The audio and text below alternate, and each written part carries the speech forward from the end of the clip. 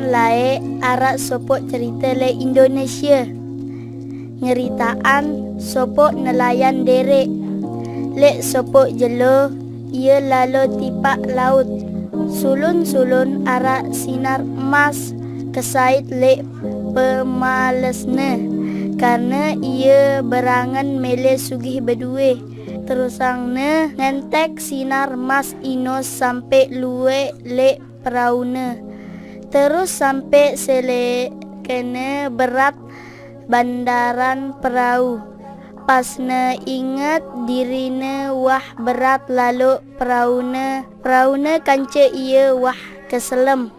Nelayan ino akhirnya keselam karena tamak.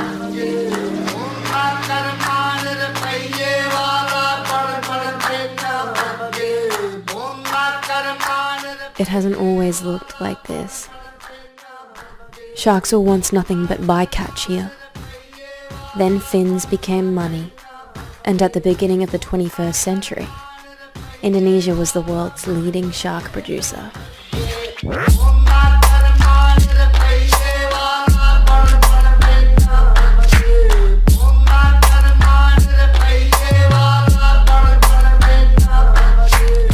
With a dramatic increase in demand for shark fins, catch numbers peaked in the year 2000, but this didn't last, and numbers decreased. Now boats travel further, often into illegal waters, catching protected species.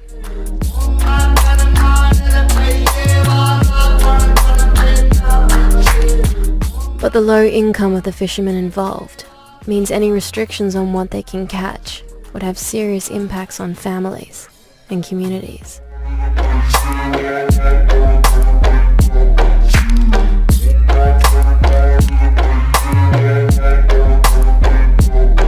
But we didn't come here to end generations of shark fishing. We came to replace it.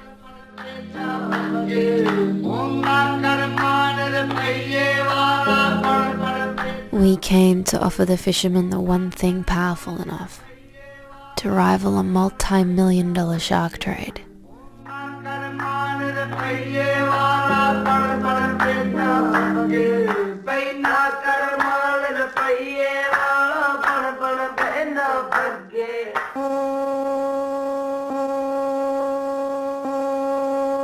It might be over soon.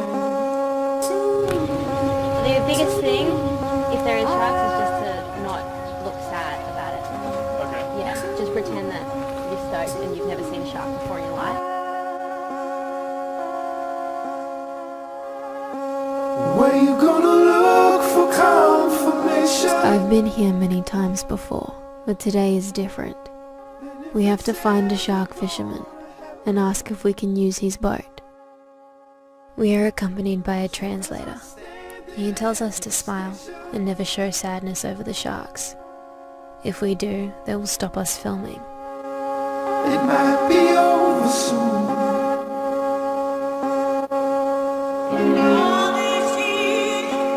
There I found you marked in constellations.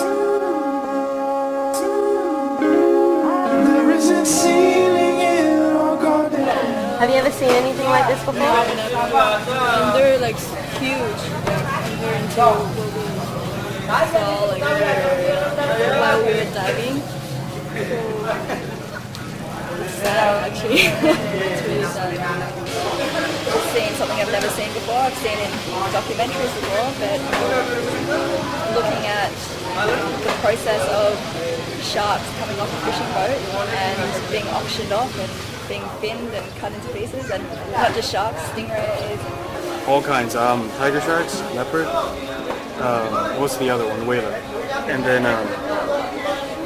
4 years of diving, I've never seen any sharks like this alive in the water. I see more here. Every single shark that you see here today was from one trip on one boat.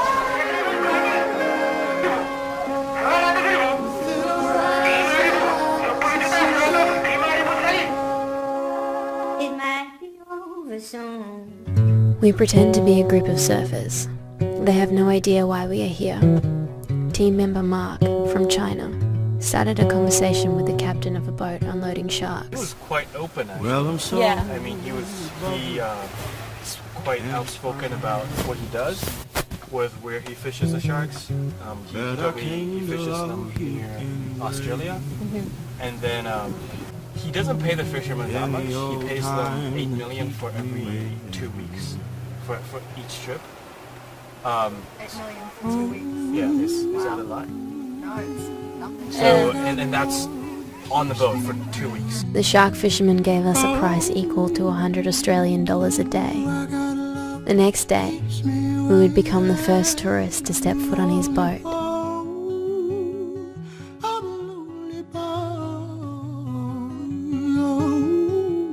Yeah, I'm ready. So.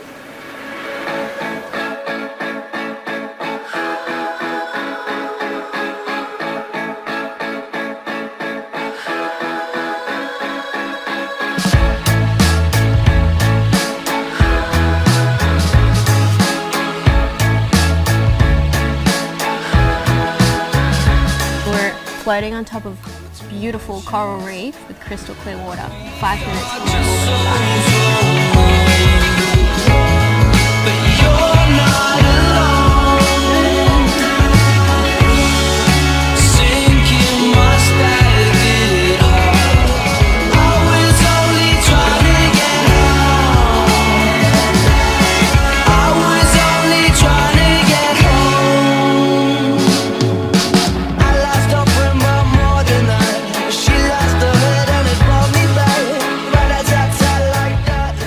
The fisherman and his brother tell me about their grandfather. They say he used to catch many sharks locally, but now they only catch a few. He tells me about his boss and where the fins go.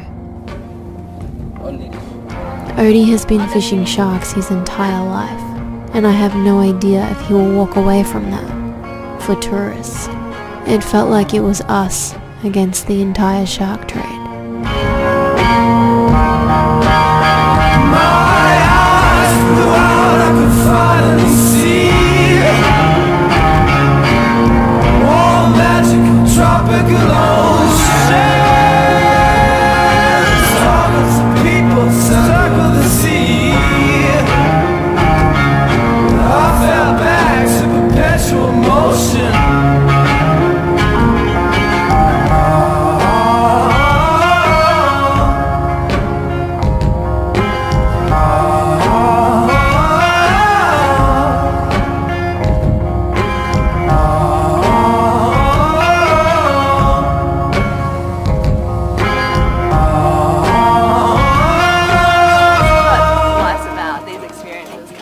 Waves like this.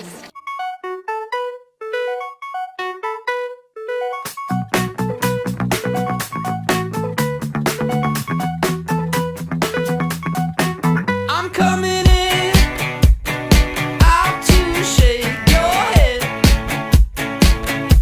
'cause baby we get off, get off, get off. It could be a real love, it's true. Oh, and everyone around don't seem that real now. I know you feel the way I do, 'cause there ain't nobody else like us out here, and there ain't nothing you can do. Oh, I feel the way I feel too.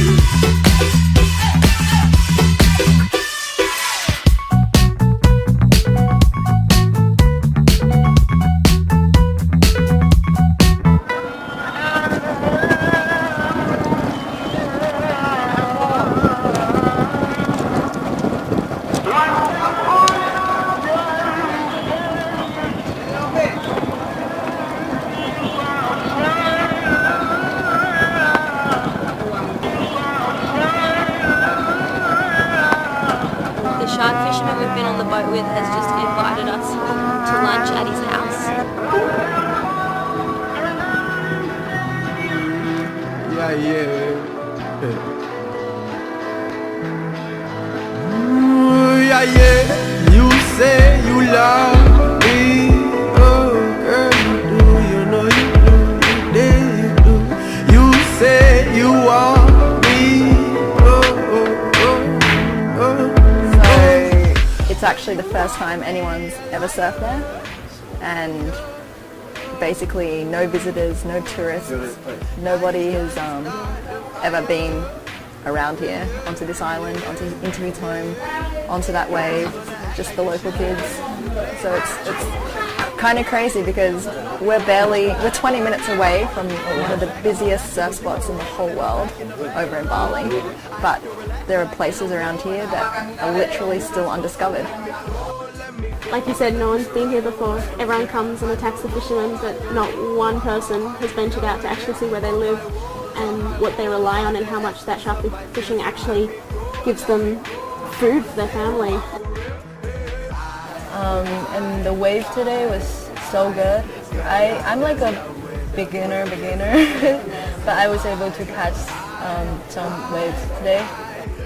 I thought we would be going on some hardcore battle with the local fishermen. They've been so good to us. It's a very different experience. And we should definitely let more people see this.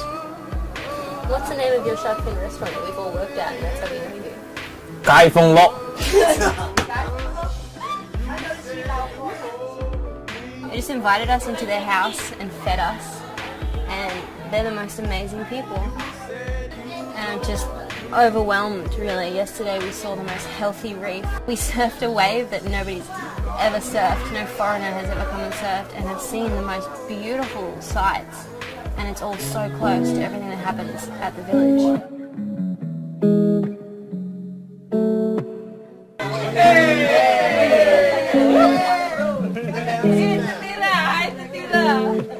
Don't you ever let them stand in your way now. Indonesia has jurisdiction over 3.1 million square kilometers of ocean, a huge span to fall at their mercy. Today it's the world's largest exporter of shark fins, feeding markets in Singapore, Hong Kong and China. I never thought I would see what we saw on this trip, that we would befriend shark fishermen so easily, or that they would embrace us. They deserve an income free from the threat of prosecution they face with each trip into foreign waters, free from the dangers of shark fishing for days at sea away from their families. And with shark populations declining, one day ending shark fishing won't be a choice. Their boat, seeing what they live in for 3 weeks in tight quarters, going to Australia, it's just insane. I've never seen people more efficient at working with such loose and raw materials and traveling oceans. These people know what they're doing, and it was an honor to spend time with them. Is this something we can do again with you? To bring tourists? For the first time. We were the first tourists. First tourist. first time. You won't be able to go fishing. Is that okay? Yeah? Yes! Yes. He's stoked on tourists, and he said that he would rather work with tourists than fish sharks, that there's not much money in fishing sharks.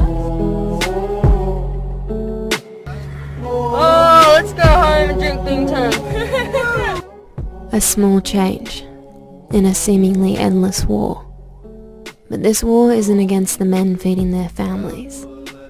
It's against the world's demand for their catch. A world where people don't question the origin of their food. A world where people doubt if one person or one shark fisherman can make a difference. So go and treat me like I'm different, 'cause I'ma live it like I'm different, yeah. But the world never change when you wanna change, and the people never say what you wanna say, 'cause I've been running through this life and still can't get enough.